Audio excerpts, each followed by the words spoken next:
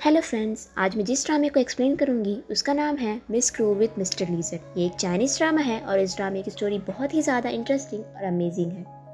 ये ड्रामे की स्टोरी ऐसी है कि अगर आपने एक एपिसोड देखा तो आपका दूसरा एपिसोड देखने का मन ज़रूर करेगा। तो चलिए देरी ना करते हुए एक्सप्लेनेशन को शुरू करते हैं। ड्रामा स्टार्ट होता है 2010 से। ड्रामा शुरू होते ही हमें दिखाया जाता है कि एक टेरेस है, वहाँ पर एक कैमरा सेट है और उस कैमरे के दूसरे तरफ वहाँ पे एक लड़का खड़ा है जो कि कॉल पर बात कर रहा है। और ये ही हमारे ड्रामे का मेन लीड है जिसका नाम है गुचुएन। वो एक लड़की से बात कर रहा होता है जिसे देखकर लगता है कि वो दोनों रिलेशन में है। गुचुएन लड़की से कहता है कि मैं तुम्हें पिक कर लूँगा, जबकि लड़की उससे कहती है तुम अपने पेरेंट्स को पहले पिक कर लो। जिस पर गुचुएन कहता है क्या तुम अपने इन लॉ से मिलने के लिए तैयार हो।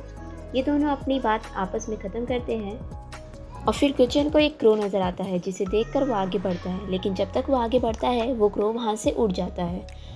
वो फ़ौरन अपने कैमरे के पास आता है और उसे रिकॉर्ड करने की कोशिश करता है। नेक्स्ट सीन में हमें दिखाया जाता है कि गुचुएन अपनी कार के पास आ रहा होता है, तभी एक बच्ची कार से निकल के आती है और वो एक लिजर्ड के पास रुकती है। गुचुएन भी अपनी गाड़ी के पास होता है और वो उस बच्ची को देख रहा होता है। वो बच्ची उस लिजर्ड से कहती है कि तुम अपने घर चले जाओ।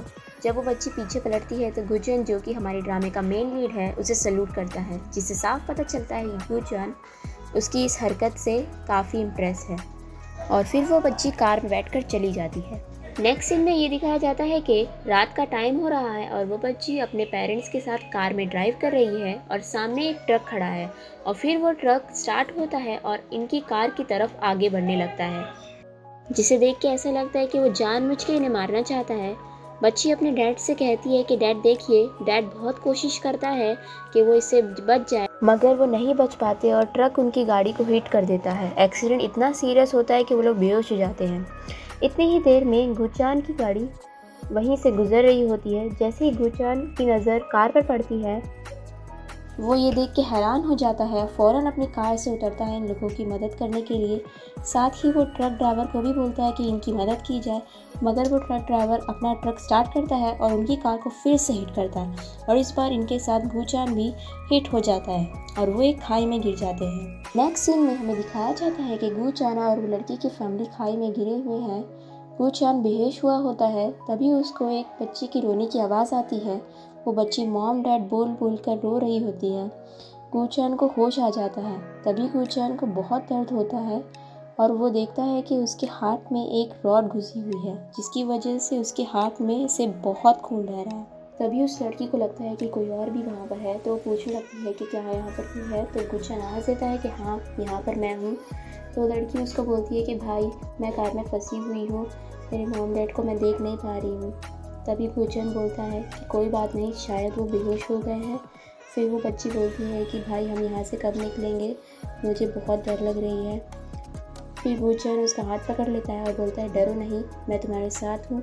और फिर थोड़ी देर बाद गुचुएन वापस बेहोश हो जाता है। इसके बाद नेक्स्ट सीन डायरेक्ट 2020 का दिखाया जाता है, जब ये दिखाया जाता है कि वहाँ पर एक कॉफ़ी शॉप है जिसमें हमारी मेन लीड जंग शाओनिंग काम करती है। लेकिन यहाँ के कॉफ़ी शॉप ओनर का बहुत लॉस हो रहा होता है, जिसकी वजह से वो अपनी कॉफ़ी शॉप बंद कर रहा होता है। बट स्टिल वो जंग शाओनिंग को सैलरी देना नहीं भूलता है। शाओनिंग बहुत सैड होती है। इतने में वहाँ पे आ जाता है गुचुएन। वो जो चीज़ बाय करने आता है उसके पैसे दे के चला जाता है। जबकि ये शॉप बंद होने वाली होती है तो यहाँ के ओनर ने यहाँ की सारी चीज़ों को फ्री कर देता है। शाओनिंग गुचुएन को रोकती है पर वो नहीं रोक पाती। देन नेक्स्ट सीन में एक ऑफिस दिखाया जाता है जहाँ सभी लोग अपने कामों में लगे हुए होते हैं। तभी एक लेडी को दिखाया जाता है जिसका नाम सुमन लिन है।